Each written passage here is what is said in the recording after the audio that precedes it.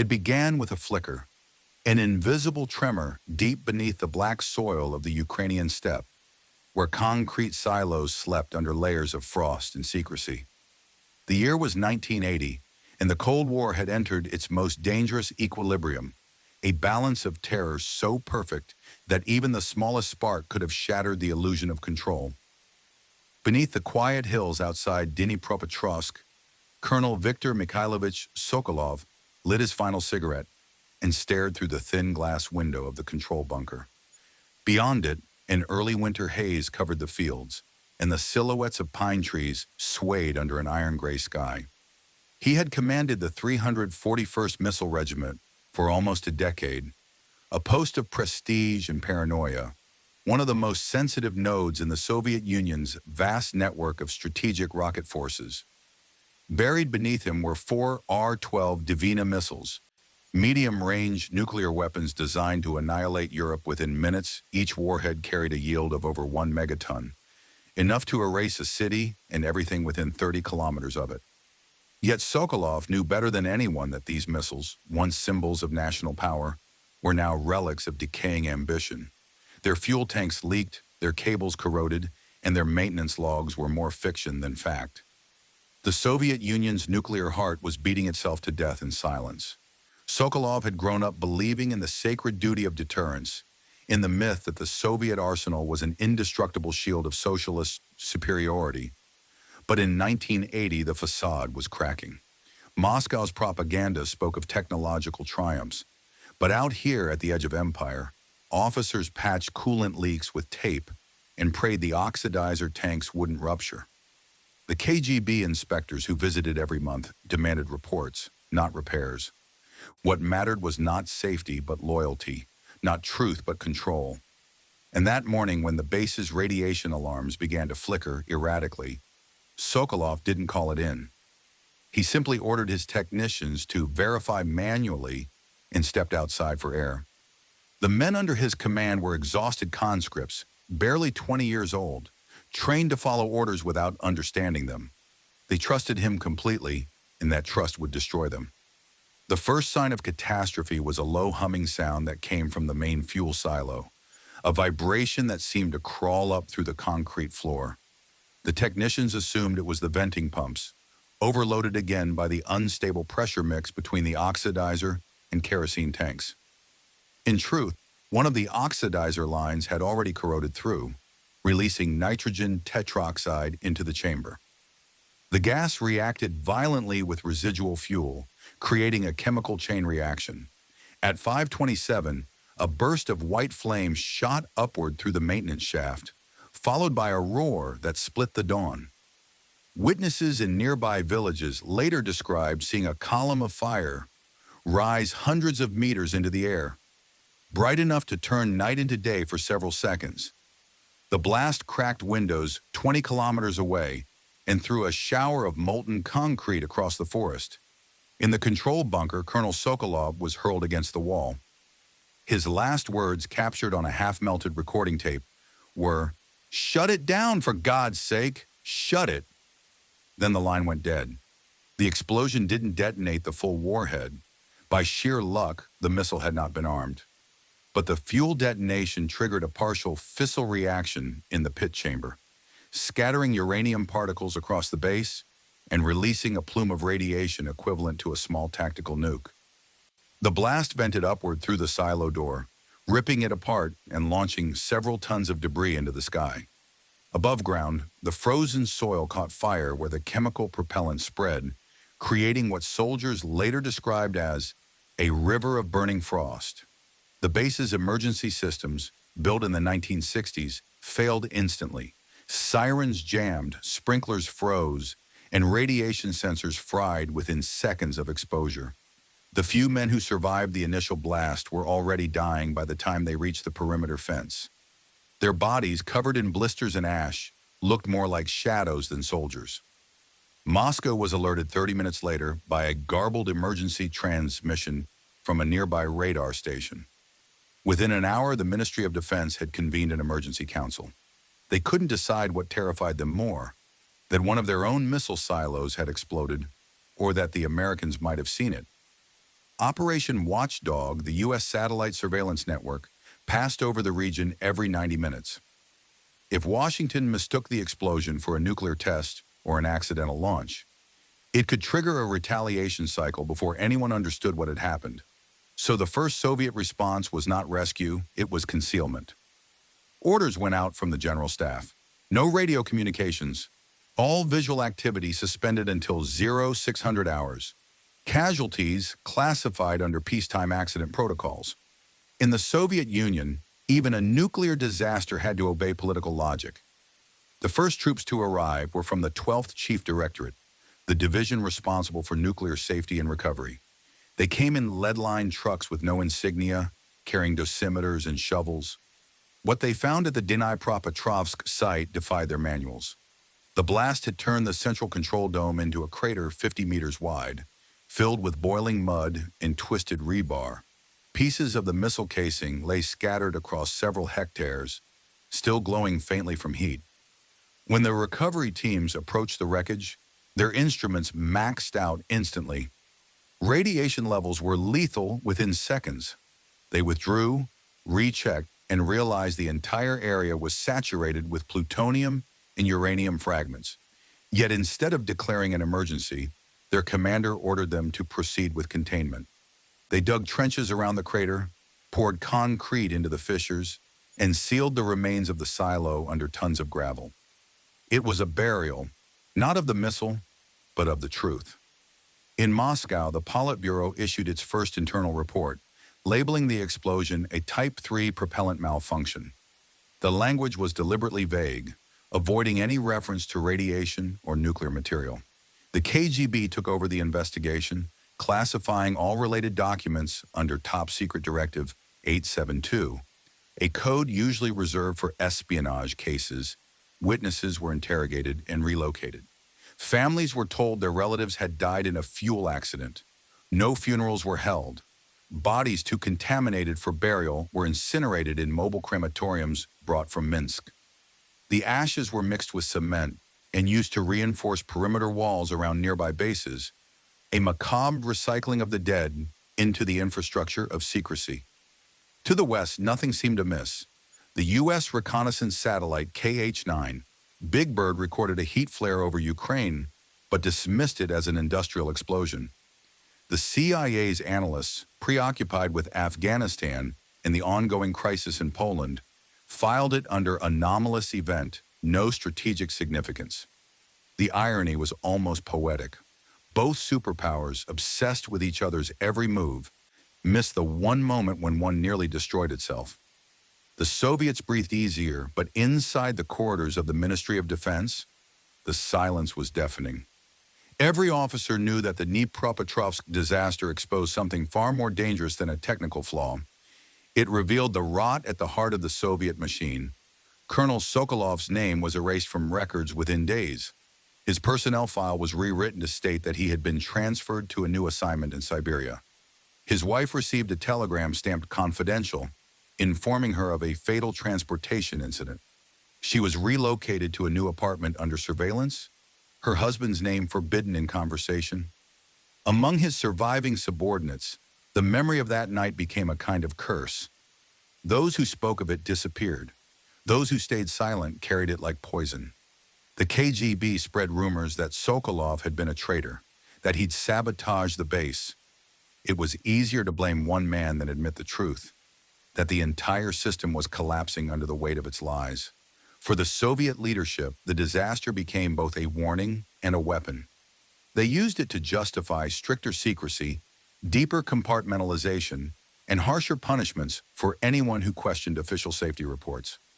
Within months, the strategic rocket forces introduced new security codes and internal propaganda campaigns celebrating flawless operational safety. Posters in every bunker read, "Discipline is protection, obedience is survival." To outsiders, it looked like control. To those inside, it felt like a funeral. The Dnipropetrovsk explosion was buried not under rubble, but under propaganda, and the world never noticed the tremor beneath its feet. When the fires finally died at Dnipropetrovsk, the silence that followed was absolute. too absolute for a catastrophe of that magnitude. Within hours, Soviet command had cordoned off a 30-kilometer radius and sealed every road with armed checkpoints. Helicopters swept overhead, dropping flares and chemical suppressants, while soldiers in heavy lead-lined suits combed through the ruins with shovels and Geiger counters. But they weren't there to rescue anyone. Their mission was containment, not of radiation, but of truth. The operation was codenamed Zarya 6, a name chosen deliberately to blend with other ongoing exercises. Officially, it didn't exist. The men assigned to it were told they were responding to a fuel spill. By dawn, the first order from the KGB had arrived. No written reports, verbal communication only. All material evidence to be sealed and transferred to Department 12. In the Soviet Union, the phrase Department 12 meant one thing: erasure. The cleanup began under the command of Major General Leonid Yegorov, a man known for two traits: blind loyalty and absolute ruthlessness. He arrived at the site before sunrise, stepping out of his armored Zeal limousine into the choking fumes of burning propellant. The radiation was already high enough to kill within hours, but Yegorov didn't flinch. His job wasn't survival, it was silence. "Nothing leaves this zone," he told his officers, his voice flat, rehearsed. "No documents, no photographs, no questions." The soldiers saluted without hesitation. Many would be dead within a week. As dawn broke, bulldozers began pushing rubble into trenches, covering melted bodies under layers of soil and concrete. Entire sections of the base were entombed in situ. The surviving warheads, damaged but intact, were loaded onto trucks and transported to a classified depot near Bryansk. The drivers were never seen again. Inside Moscow, the Politburo convened an emergency meeting under total radio silence. The few who attended understood the magnitude of what had occurred. A nuclear-capable missile site had exploded on Soviet soil during peacetime. To admit it would invite humiliation on the world stage and jeopardize the illusion of strategic parity with the United States. Marshal Ustinov, the Minister of Defense, ordered that the incident be categorized as industrial. The term was bureaucratic camouflage. It transformed a nuclear disaster into a factory accident. Reports to the United Nations, local governments, and even the Soviet press used identical phrasing: a localized chemical explosion at a restricted defense facility situation contained. Within 24 hours, it became the official reality. The genius of Soviet deception wasn't in convincing the world. It was in convincing themselves. The KGB's Directorate for Military Counterintelligence began their own purge. They confiscated maintenance logs, personnel rosters, and audio tapes from the control room. Anyone who had seen the explosion was detained, interrogated, and either reassigned to remote units or disappeared altogether. Technicians who had handled the missile's oxidizer system were accused of negligence. At least 6 were executed under Article 64. Sabotage against the state. The trials were secret, the verdicts pre-written. Their families were told nothing. Even the scientists from the Ministry of Medium Machine Building, responsible for nuclear materials, were excluded from the investigation. The fewer people who understood what had truly happened, the better. To maintain the illusion, the Soviet press launched a calculated distraction campaign. In the following week, Pravda published 3 consecutive front-page stories about a fictional American spy ring uncovered in Eastern Europe, complete with photos of arrested agents and confiscated radio equipment. None of it was real, but it filled the headlines, diverting attention from rumors of explosions in Ukraine. In Dnipropetrovsk itself, life resumed under forced normalcy. Streets were cleaned overnight, contaminated soil replaced with fresh earth, and new asphalt poured over invisible poison. Citizens living downwind of the base were relocated quietly. Entire villages disappeared from maps under agricultural zoning adjustments. No one dared ask questions. In a society where truth was treason, silence was survival. Meanwhile, the invisible wound began to spread.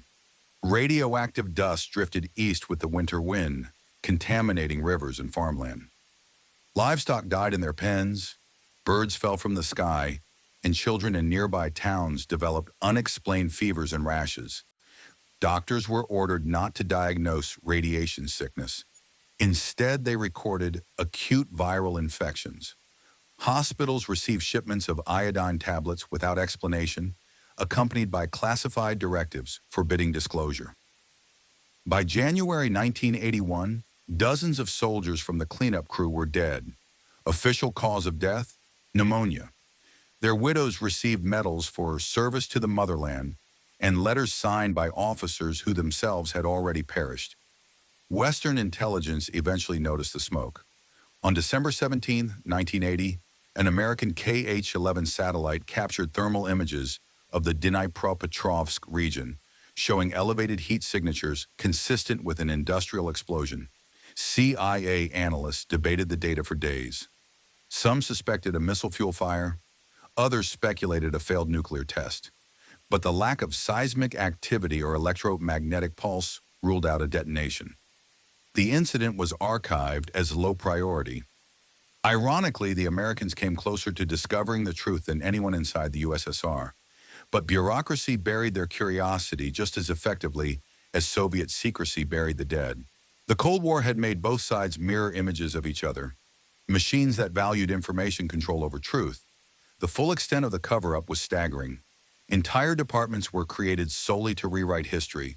The Soviet Cartographic Bureau, under KGB direction, issued new regional maps with altered coordinates, shifting the supposed location of the missile base 20 kilometers south. Official records renamed it Agricultural Testing Station 14B. In archives, the regiment number 341 was reassigned to an air defense unit outside Smolensk. To erase a failure, the state simply changed its geography. It was bureaucratic alchemy, the transformation of catastrophe into non-existence. Within the ranks, however, the silence had a cost. Soldiers who served in the region spoke of nightmares, of glowing fog and burning soil. One survivor, Lieutenant Yuri Antonenko, later described the night as a sunrise that never ended. He was 23 when the explosion happened and spent 3 days hauling bodies from the crater before collapsing. The KGB interrogated him twice, confiscated his medical records, and reassigned him to a polar weather station in Murmansk. In 1991, after the Soviet Union collapsed, he gave an interview to a Ukrainian journalist. His hair had fallen out in his 20s, his skin covered in lesions. When asked why he broke the silence after 40 years, Antonenko replied simply, "Because the earth is still burning there." Behind the walls of the Kremlin, the disaster's implications grew darker. Internal memos from the Ministry of Defense revealed that over a third of the Soviet missile silos shared similar corrosion issues. Engineers pleaded for funding to replace aging infrastructure, but the economy was collapsing under the weight of the Afghan war and a failing agricultural sector.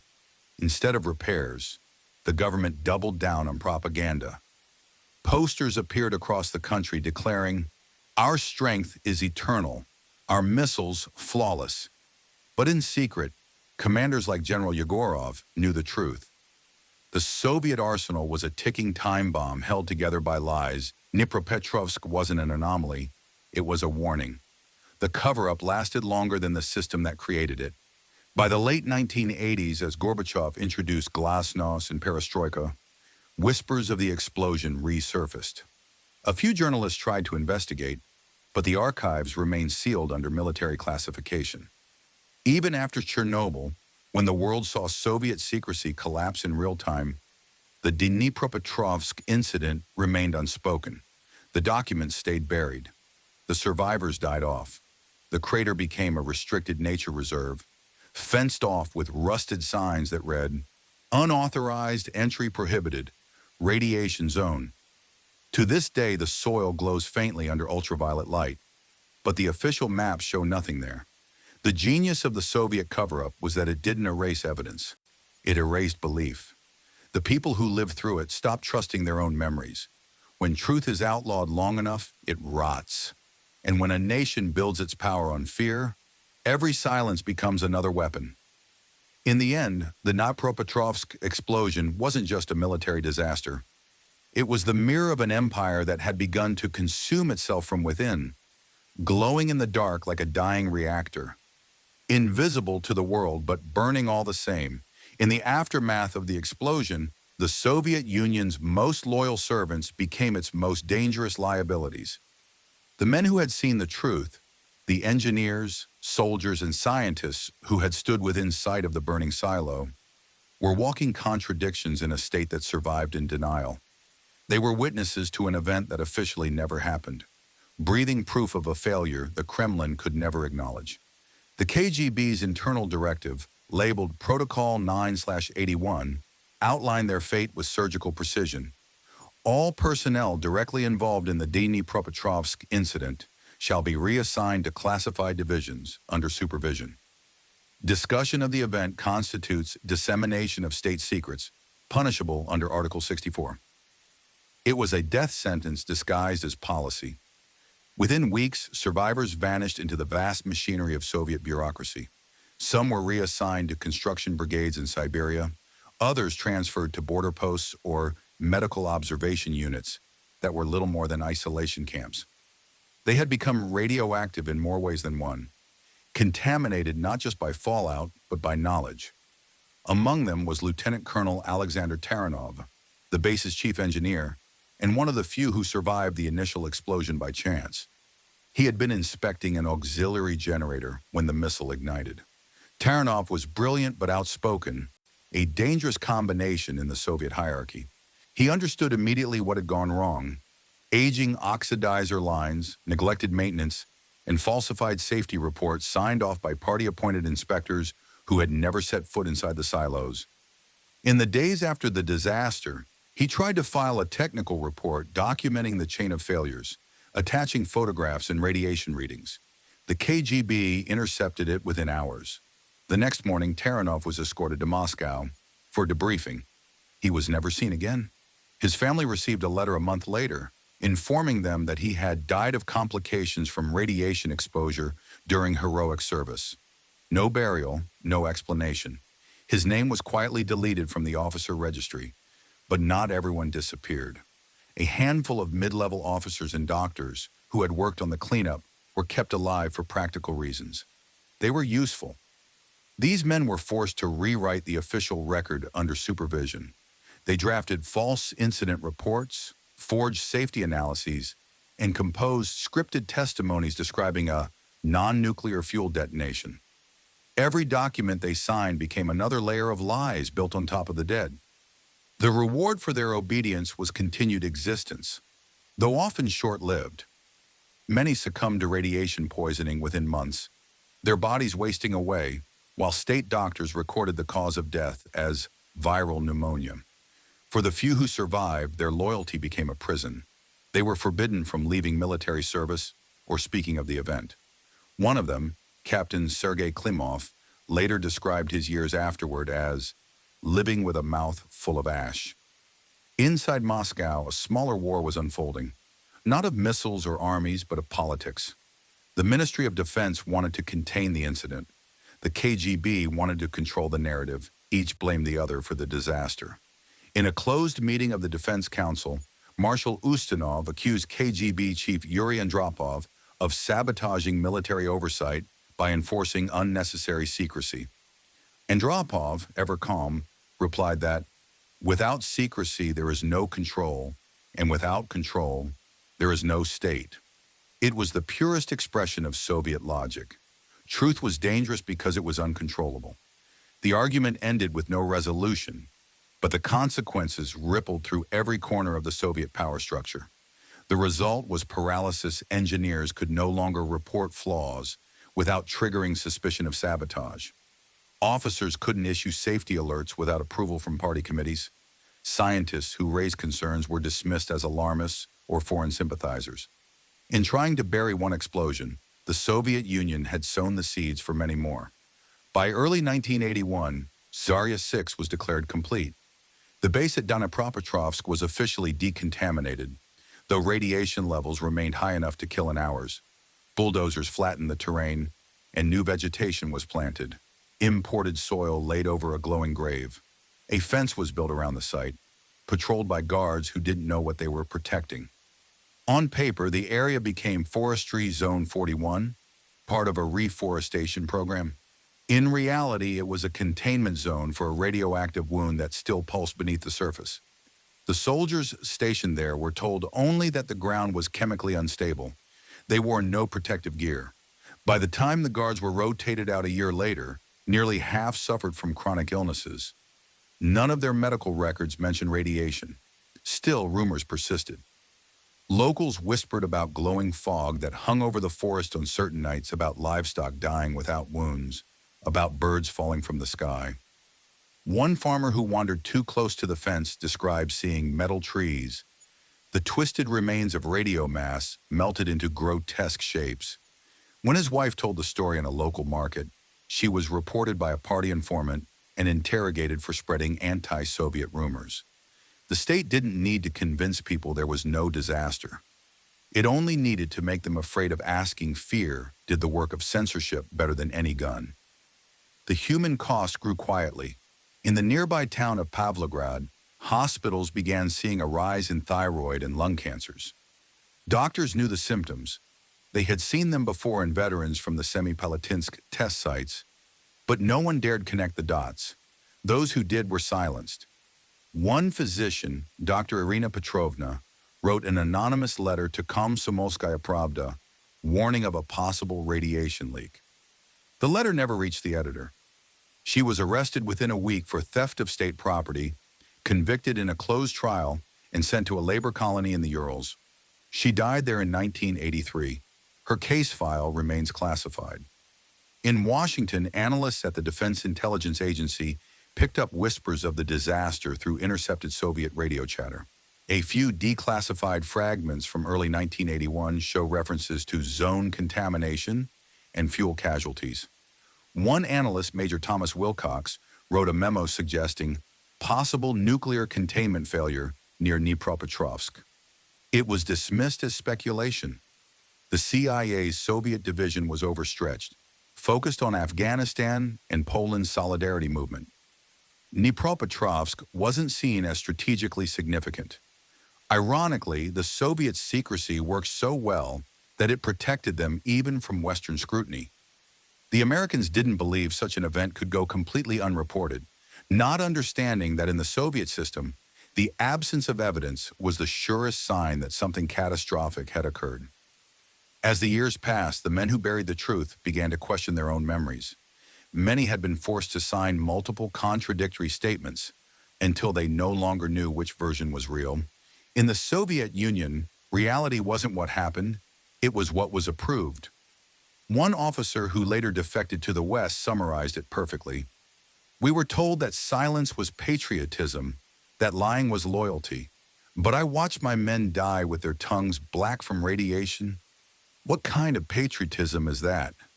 He died of leukemia 6 months after giving that statement. By the late 1980s, whispers of the fire under the forest began circulating among dissidents and ex-military groups. They called it the other Chernobyl, though it predated the actual one by 6 years. When journalists asked local officials about it, they were shown fake documents proving the base had been a fertilizer depot. Even after the Soviet Union collapsed, the Russian government continued to deny the existence of a nuclear site in Dnipropetrovsk. The lies had become tradition, inherited like the radiation itself. The men who tried to bury the truth succeeded only in burying themselves. Their silence became their epitaph, written not in stone, but in isotopes. Every year, the forest grows thicker around the old silo, roots pushing through the cracked concrete, absorbing the poisons beneath. In spring, wildflowers bloom over the crater, their petals brighter than normal, almost luminescent under moonlight. To locals, it's a beautiful sight. To those who know what lies below, it's proof that nothing buried stays dead forever. By the mid-1980s, the Dnipropetrovsk explosion had become a memory without witnesses, a scar sealed under propaganda, its pulse fading beneath the bureaucratic concrete of the Soviet Union. But history has a way of whispering through the cracks. As new crises consumed Moscow, the invasion of Afghanistan, the Polish Solidarity Uprising, Reagan's evil empire speech, The ghosts of Dnipropetrovsk refused to rest. The KGB could erase files, silence families, and rewrite reports. But it couldn't erase radiation. Invisible and patient, it spread through the soil, the rivers, and the bones of those who had lived in its shadow. By 1984, doctors in the surrounding oblasts noted rising cancer clusters, miscarriages, and unexplained neurological disorders. The Ministry of Health blamed pesticides. The locals knew better. They spoke of the glowing earth, of nights when fog shimmered faintly over the tree line, and of soldiers who arrived in trucks and left in coffins. Some called the area cursed. Others said the ground was still angry. In truth, the curse wasn't supernatural. It was systemic. It was the curse of a nation that built its strength on secrecy and mistook silence for control. Deep inside the Kremlin, the few surviving officials aware of the accident debated whether to revisit the site. Marshal Ustinov had died, Andropov had risen to power, and the machinery of the state was grinding under its own weight. The Strategic Rocket Forces submitted a confidential proposal in 1984 to conduct a limited inspection of Zone 41, citing concerns over fuel corrosion incidents in legacy infrastructure. The Politburo rejected it unanimously. Their reasoning was simple. To reopen the case would be to admit it existed. Instead, funds were diverted to propaganda efforts showcasing the impeccable safety of Soviet nuclear forces. Military parades displayed pristine missile convoys under red banners. Films glorified the engineers who protected peace with their vigilance. The same engineers who had died unacknowledged beneath Ukrainian soil. It was a national theater of denial, every flag raised to hide the smoke. Meanwhile, the site itself continued to decay. Satellite photos declassified decades later revealed expanding sinkholes where the silo once stood.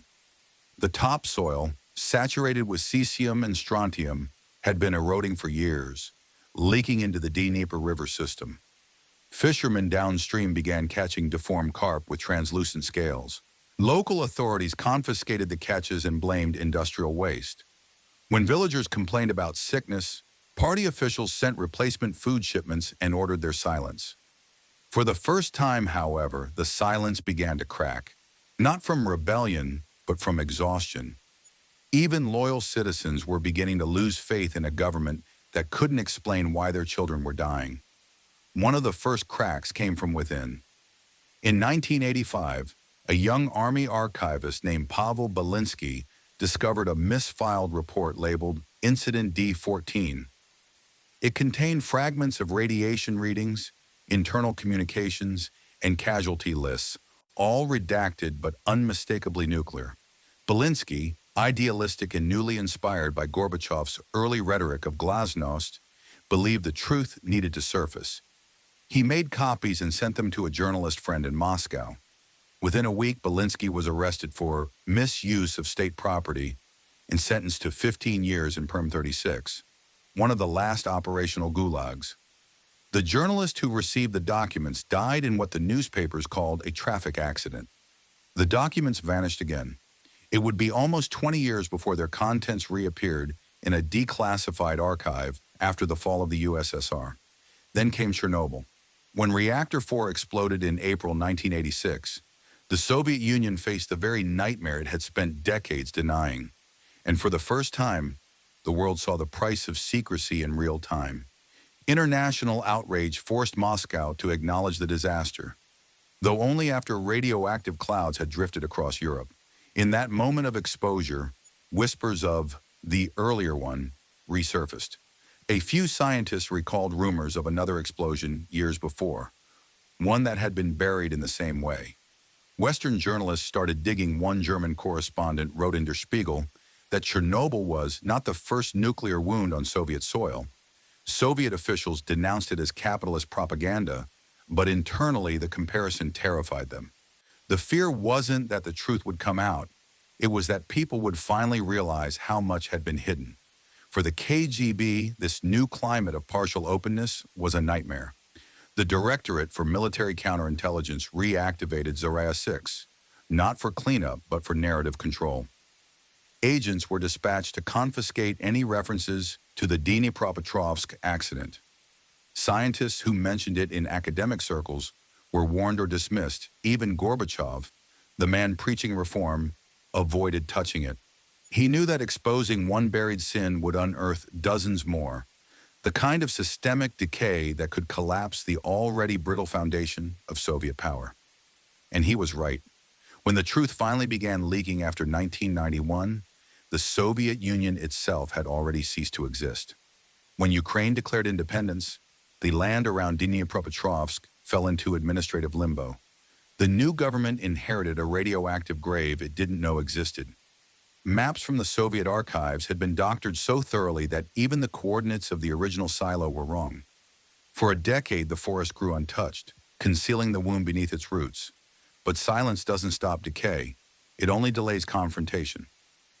In 1994, Ukrainian geologists conducting routine surveys detected abnormal radiation near a disused military perimeter. Excavations uncovered fragments of concrete marked with serial numbers belonging to the 341st Missile Regiment, a unit that, according to every Russian record, had never been stationed in Ukraine.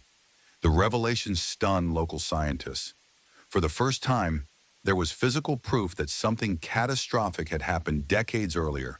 The Ukrainian government requested access to Russian military archives for clarification. Moscow denied it, citing national security. In 1998, independent journalists from Kiev traveled to the site with handheld Geiger counters.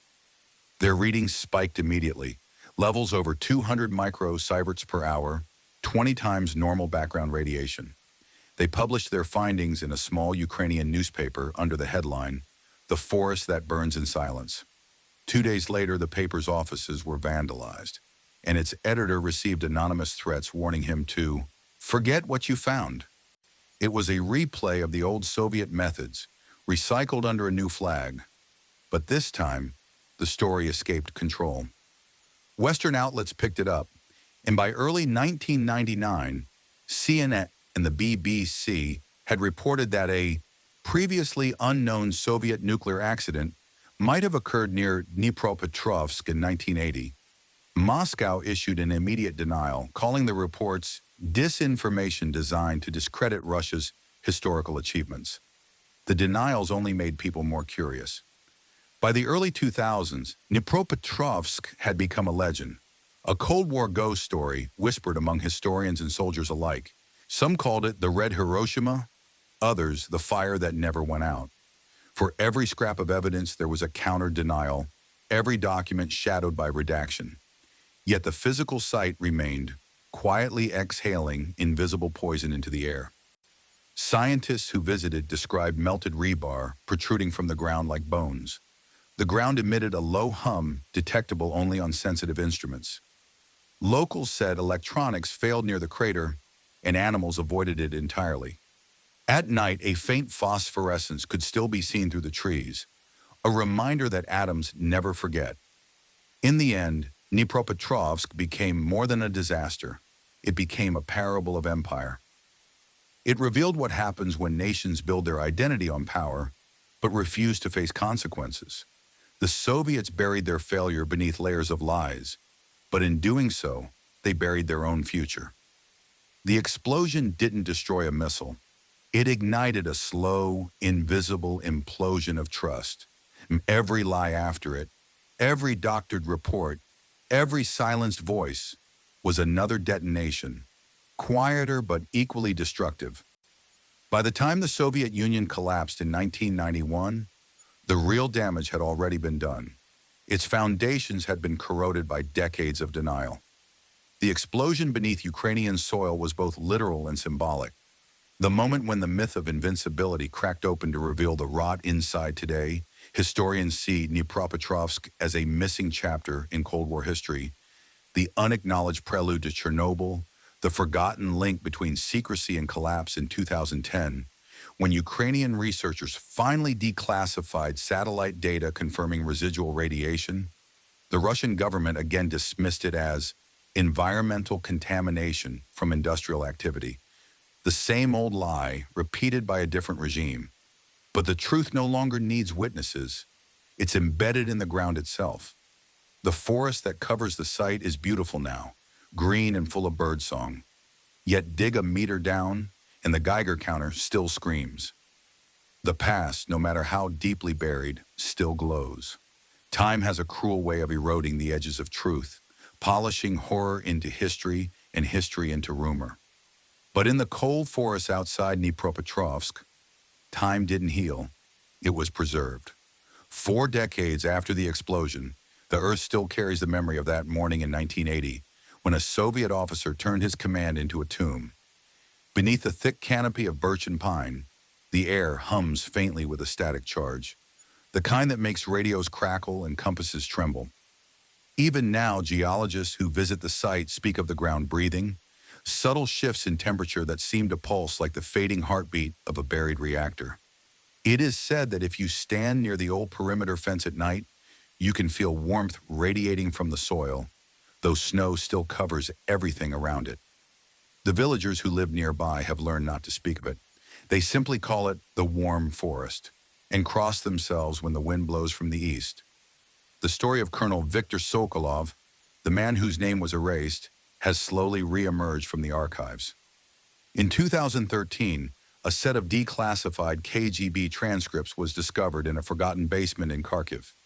Among them were fragments of interrogation notes from the few officers who survived the Dnipropetrovsk explosion. One transcript reads, "Colonel Sokolov refused evacuation. He remained in the command bunker and ordered all systems shut down to prevent detonation. His last recorded words, 'We will not let it spread.'" Historians now believe that his decision prevented a full-scale nuclear detonation that could have turned central Ukraine into an uninhabitable wasteland. The irony is staggering. One man's doomed act of discipline saved millions, yet his own government erased him for it. For 40 years, he was branded a traitor and saboteur, his family stripped of privileges and watched by the KGB. Only in 2016 did the Ukrainian Ministry of Defense posthumously restore his rank, calling him a victim of the Soviet system and a savior of his nation. His daughter, an elderly woman who had lived her entire life under a false name, wept as she received his medal. "They buried my father twice," she said, "once in the ground and once in memory. But memory, like radiation, finds a way to leak through the cracks. With the fall of the Soviet Union and the slow release of its secrets, the Dnipropetrovsk disaster has taken on a mythic quality, part cautionary tale, part symbol of the empire's decay. It is studied now in military academies, not just as a case of technical failure, but of moral collapse, a lesson in how systems built on fear inevitably turn that fear inward. The Americans had their own near catastrophes, broken arrows, lost warheads, accidents at sea, but they investigated them, learned from them, publicized them. The Soviets buried theirs, and in doing so, buried the lessons too. The difference wasn't technical, it was cultural. One system feared shame, the other feared ignorance. Both were flawed, but only one had a chance to recover. Today, the Dnipropetrovsk site is surrounded by a crumbling fence. Its warning signs faded by decades of weather. The forest has reclaimed the roads, and the old control bunker lies half collapsed, filled with stagnant water. Yet nothing truly dies here. The radiation has woven itself into the ecosystem, altering it in subtle, persistent ways. Mushrooms glow faintly under ultraviolet light. Trees near the crater grow in spirals, their trunks twisted as if in silent agony. Wildlife avoids the area entirely, and those that stray too close, foxes, deer, even birds, often vanish, leaving only bones dusted in gray powder. Scientists call it selective contamination. The locals call it justice. What makes this story more haunting than any open war is its invisibility. There were no battles here, no enemy soldiers, no grand declarations, only silence, paperwork, and the quiet efficiency of erasure. The men who ordered the cover-up are long dead, their medals gathering dust in forgotten drawers, but the consequences of their obedience endure in the soil. The Soviet Union built thousands of warheads, commanded millions of soldiers, and inspired fear across continents. Yet in the end, it was undone by the same thing that destroyed its missile base: corrosion. Not of metal, but of truth. The empire didn't collapse under bombardment. It decayed from the inside, eaten away by lies too heavy to bear. Dnipropetrovsk wasn't a secret accident. It was a prophecy. And the prophecy didn't end with the fall of the USSR. In modern Russia, the same reflexes persist: the instinct to hide, deny, and rewrite. When asked about the Dnipropetrovsk incident, Russian officials still insist it never happened. Their archives remain sealed. Their spokesmen recite old phrases about Western misinformation. But every year, radiation inspectors in Ukraine record elevated readings in that forest. And every year, the silence deepens. You can suppress a story, but you can't silence decay. The atoms themselves remember. In a chilling twist, researchers from the University of Kyiv discovered in 2020 that microfragments of plutonium from the explosion had traveled as far as 80 kilometers from the site, embedded in the sediment of the Dnieper River. The samples were analyzed and matched to isotopic signatures of Soviet-made warheads from the late 1970s. It was irrefutable proof that a nuclear event had occurred, but no government officially acknowledged it. The findings were published briefly online, then deleted without explanation. The lead researcher later claimed he had received a call from someone in Moscow. The silence had survived longer than the system that created it. To stand in the forest now is to feel the weight of history pressing down like the soil over a grave. The air is quiet, but not peaceful. It's the quiet of things that have witnessed too much, the quiet of a secret that refuses to die. The path leading to the old silo is overgrown, but fragments of concrete still peek through the moss, engraved with serial numbers and faded Cyrillic warnings.